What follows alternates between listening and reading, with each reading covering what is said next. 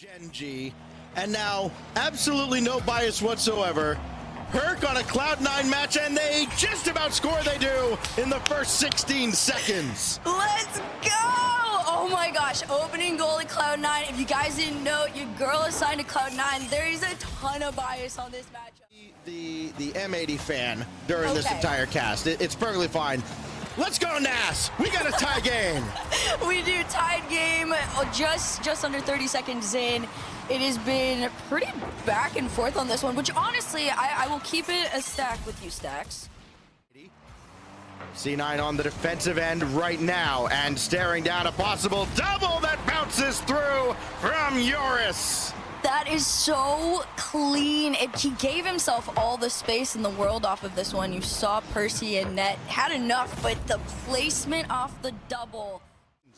Possession for M80 to put away Cloud9 in game one, and they do.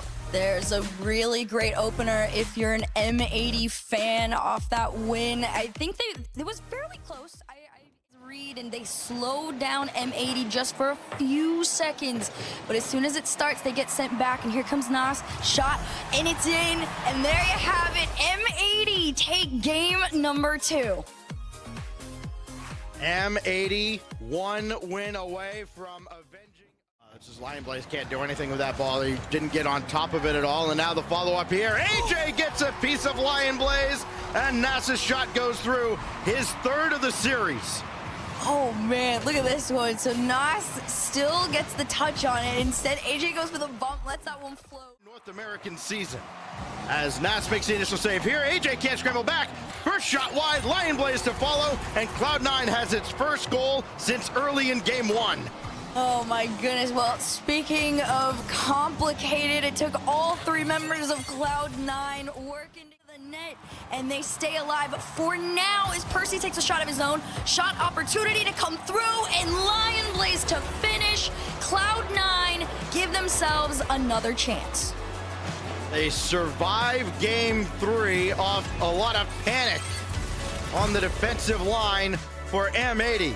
And Cloud9 refuses to die early in round 1.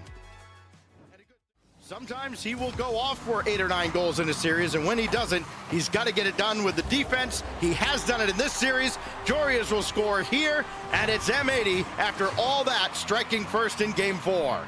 Man, we talk about AJ so much, and you know how he has so much pop-up to the offensive pressure that they've been able to put on. It's pretty much been one pass after the other, but this time it's a pass between Nas and AJ to give M80 an early 2-0 lead.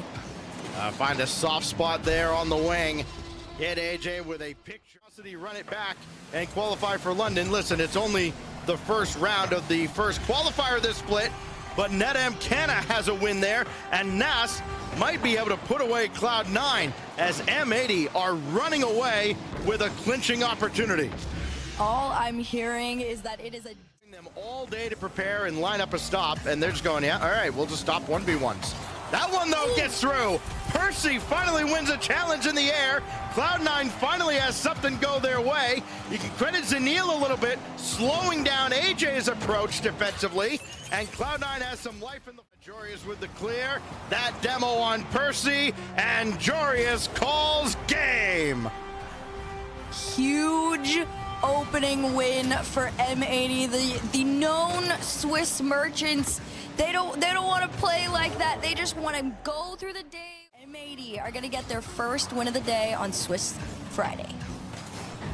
Cloud9, welcome back to Rocket League. I'm sure we'll see you very, very soon as the day goes on, but it's M80 that avenges its loss to that old omelet squad back in the first semester. Demoed for his efforts. Atomic up next, leaves this one for beast mode, but a save comes through. Oh, and Atomic with another setup in beast mode gets to stand by and drive that in. And Atomic has been saying in the most recent video from G2's channel how his teammates are young, they haven't won a lot, and he has to step up as the most exciting duo together. They were together over on B1. They've been kind of doing their thing for a little minute here, but it's okay. On the flip side is Space Station. LJ in particular, double off the backboard here. Hawkser left that one for him. That is a glimpse of Atomic, Carmine Corp. Here comes Daniel.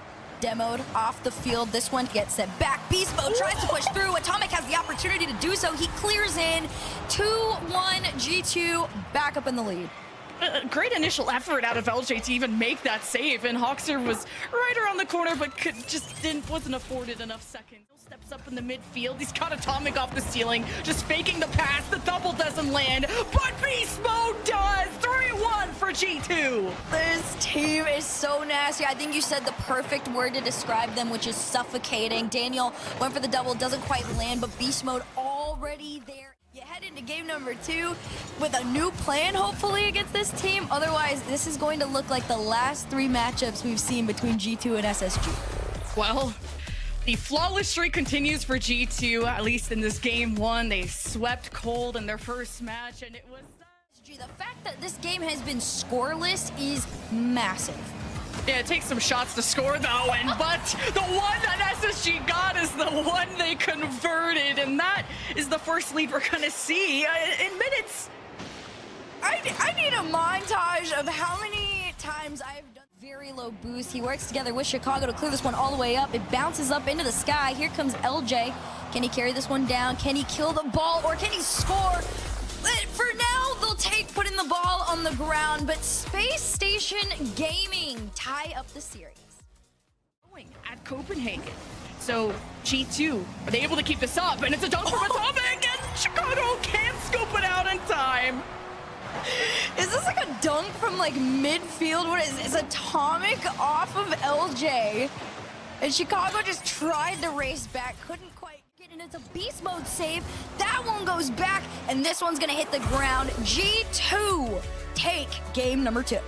What a defense out of these guys. Like, SSG definitely had a more productive offense. Want to stuff LJ into a locker. He still makes the miraculous save. Chicago's in the net, and this is a floater on the goal line, and G2 will have a lead. This one pinballs all the way around the border of the net. Atomic tried to float it in. It was actually a great save there from Chicago, and LJ could have. G2 with a lead now for G2. This is a tough place to be playing from until LJ will save the day. Oh my gosh, look at this. He popped it up so high. And even Chicago said, you know what, if I leave this and I don't put a touch on it, they might not know where it's gonna be. Now LJ against Daniel. Patience, 0 boost though. LJ needs help. And Daniel is looking free. Hawkster can't make the save. G2 take the series. You asked if Daniel could compute till Daniel online, and he can. He is him off the back of his car. Hawkster just not in a position to make the save, and G2 have done it not once, not twice, not 3 times, but taken down SSG. Aris is trying to guide this out. Justin now can put the pressure on, and this comes out the park. We'll just scoop that in. So it's Rebellion that strikes first. Justin able to stay with the play. You just can't let him get free at all. Creates enough chaos. Absolutely. Like, I think it's a great time to buy into those Shopify stocks, especially with a demo like that, and Justin gets to tuck it into the upper corner. But yeah, it's a great time to buy Shopify stocks, Shopify Rebellion stocks, after they reverse swept M80 in the double elim, and with a lead solid like this against a team like Moist, a better quality chance. But now the counterattack ensues where Eris, misses that touch, and that just gets putted into the other side. Well, you'll hear me say often, you don't have to play perfect to win against any given team, but there are some mistakes you can't afford to make. And leaving that ball Rebellion here in the early and middle stage of this game. Parth now off the kickoff, just keep pouring it on. Yeah, I mean, you're pouring on gasoline. Everything is on fire and Moist. I mean, they just can't combat the flames. A 4-0 start for Shopify Rebellion isn't... Game so far on the day. A little over 2.5 goals. They're going to give one up here as Eris gets one on the counterattack. They catch Shopify without boost and a little bit slow. And with 1:10, there's at least a little bit of life for Moist Esports. For Eris, perhaps no. Follow-up coming in late from 5 up. Eris can stay with it. Great ball to Andy. And he'll score with 32 seconds. And it's getting a little interesting here in game 1. Yeah, it's just the 50s, and Era's finding the piece of that, and Andy set up in the box beautifully. Just these touches, it's on the goal line, and of no consequence that it doesn't go in. Shopify Rebellion dominates the first half of game one, and they take it 4-2. Concerning for Shopify Rebellion, though, to have no one back there for so long, and Moist having, I know it was a tough open net to deal with, but Justin, he sinks those every time. That's got to be heartbreaking for Moist. Again, all that momentum, the way they finished game one, they have that one opportunity that goes just a little. And they're not pressured to change their play style to play anything but their own game. Because, well, when shots like that, Justin has now got, what, like a 4th goal to his name this series? I don't know how many more he's going to have to score before we see him crack a smile. He is all business and everything. How they want to approach this defense, which not even needing to, Parth just lays down the red carpet and brings it home. Well, this is a great demo by, I believe it was Two-Piece coming back, recognizing that his stationary defender at midfield was completely oblivious to him. Get the finishing touches on it, and once again, it's Rebellion all over Moist, and they get another kickoff goal to just keep it rolling. It's almost a carbon copy of game number one. This Moist can, but if Shopify Rebellion relaxed at any moment, that's where Moist could be in trouble, and he got a double to Two-Piece to the back of the net. This game is going to be long as stacks because of how much Shopify is scoring. And Two-Piece. Shopify Rebellion is late in the game like they did in game one. It does not seem that they will do so as this gets perilously close to the ground. Andy looking for one for the road. No, thank you. Shopify Rebellion answer back after conceding 2 goals. They don't all have full boost, and there's a little indecisiveness along the back line. 5 up had to dodge a demo. A weak save falls right into Justin's lap. He puts it away, and once again, all 3 games, SR has scored first. Yeah, Moist for his follow-up and Two-Piece in the equation. This is Shopify Rebellion looking for insurance, and Parth will deliver that. Boy, what a feed. I mean, so often we see this particular pass get picked off, but you see for Moist, there's nobody facing forward. They're all... Shopify Rebellion sit with a 2-goal lead with the series point in their hands. All eyes are on Moist, and Andy especially, who will keep them within 1. Oh, this is great from Eris. He didn't have a lot of boost to work with, but he had Justin, chased him into the net, and that was just enough for Andy to go. 5 up, keeps it alive. 2 seconds left. Got to get under this ball. Does Moist. Eris has to deal with Justin bearing down on him. So now 5 up. Indecisive got a piece of that to keep it alive, but now Parth to the backboard, and Justin will kill it. And what a fitting end for Shopify Rebellion. It's Justin scoring his 7th goal of the series, and it is curtains.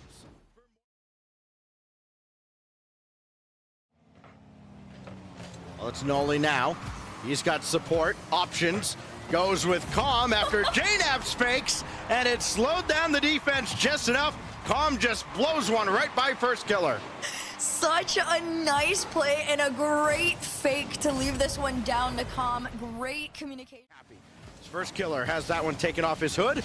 Then back out to midfield. Noli, empty net, bang! There you have it. Again, this is a player that you want to keep your eye on for multiple reasons. 1, there is a lot of pride on the line in this matchup. But 2, this is a player that can spot out. Comes JNaps. Slowing things down, reset, pass over to Noli. Noli's gonna pop this one up to the backboard. Tries to get the bump on Chronic, but it's not even needed. Calm finds the space and the angle through, and OG go up by 3. Well, Chronic has to respect the shot from Noli, and after that turns into a pass, a little bit of hard luck for JNaps, who didn't have much luck at all in this game. Fortunately, it didn't affect OG at all, as they absolutely dominate Gen G. 3-0 in game 1. That is, I don't want to say insane. Granted. For Gen G, the way they have just been stifled offensively. Even their best opportunities have not been enough. And then a brilliant infield pass finds Calm. It's Noli and Calm connecting yet again. This is kind of an intense duo because they find each other what feels like everywhere. 3 goals. That goes infield. Nolly thought about it. Chronic takes advantage and scores. Nolly thought about coming out, Herc, and then Chronic recognizes that and goes right behind him. You almost, it's like you said, you could like almost see the thought process on that one for him. Now Nolly around the guy that replaced him. Now around his former teammate, and then around the other teammate. Nolly picks Gen G apart. What a way to finish. A 2-1 overtime winner out of Nolly, who goes through all three members of Gen G. Jack and J-Naps with a full tank of boost to delay first killer. That drops down in front though. Chronic on the case, and he scores. Gen G has its first lead of this series. We are, of course, having, I'm sure you figured it out by now, having some technical issues. We've him his second save of this game. It's been a little more sporadic here for OG, as apparently Jack catches them all frozen and doubles Gen G's lead. Appjack, part of a good, healthy breakfast, part of a good team too. Gen G continue to amass their lead in the series. Now it's apparently Jack dancing around J-Naps, everybody forward for OG. That means nobody's back, and the only thing Jack had to contend with was making sure first killer couldn't steal the goal. Bro, when you have Appjack and first killer holding hands, skipping through the flower field, and no performance out of Gen G. Appjack with a couple. Chronic adds one. First killer continues to set the table, and what's impressive, Gen G have watched OG work downfield very quickly with kind of these crossfield passes, all but that one threw Calm for a loop, and that's how first killer gets his first of the series. Just watches go up and right back down. Calm had no idea what to do with it. See what I'm shaking up when stress mounts from LAN to online, but OG have looked better online. Chronic looks better with the ball in his hands too. Holy cow, watch him go. My goodness. Got the flip reset over Nolly, just returned the favor from the end of game 2. Finally, OG get in his face, but it's not gonna matter. That demo takes out J-Naps. Nobody else is home. First killer gets another as Gen G scores on the open net. OG just can't tilt. They have been prone to mistakes. I remember casting their match at Copenhagen, whether it's like open nets or holding hands, frolicking through the fields, and OG gotta see if they can challenge, be aggressive, and Calm, he breaks it to the upper corner. I mean, he just palms this ball. My gosh, takes it all the way through and gets for OG. That one's gonna be just wide. That was the window for OG to get back in it, and instead, Gen G has dragged it all the way back to Champions Field. And a reverse sweep potential. Gen G sticking to their game. We saw a couple connect in the midfield throughout these couple of games. This one does. It is Nolly setting up J-Naps, and that, if you can believe it, is his first tally of any kind in this series. Wow, through all that traffic too. What a shot. So close. Now it's Calm that desperately needs to make space, and he'll do more than that. He'll drop it off to give them a better lead. I mean, so many times you see somebody start to go low under the ball and you think, okay, he's going to get a flip reset, so I got a little more time. No, Calm, just full send. Right. Nolly, just big saves in the previous game to getting on the ball more and being part of the mess, I guess. Chronic will keep Gen G right in that shadow. I mean, I definitely thought it was kind of a head scratcher. Chronic making the extra pass. Out to Calm, who's been having wonderful defensive reads to not make this go easy for Gen G, but eventually this will creep through, and Gen G find the equalizer. Just look up at the corner and you see the lack of boost collectively for OG, and one last steal. They just refuse to die. 17 seconds separate us from overtime. J-Naps will score. What a catch and release to give OG the lead. Incredible, and even beating the defender to the ball, and it's just Last few seconds and Genji have to go downfield. And here comes Chronic. JNap's reading this, but the ball is still kept up in the air. Genji all clumped up together, and only with the 50 that forces it down. Gives OG the win on Champions Field.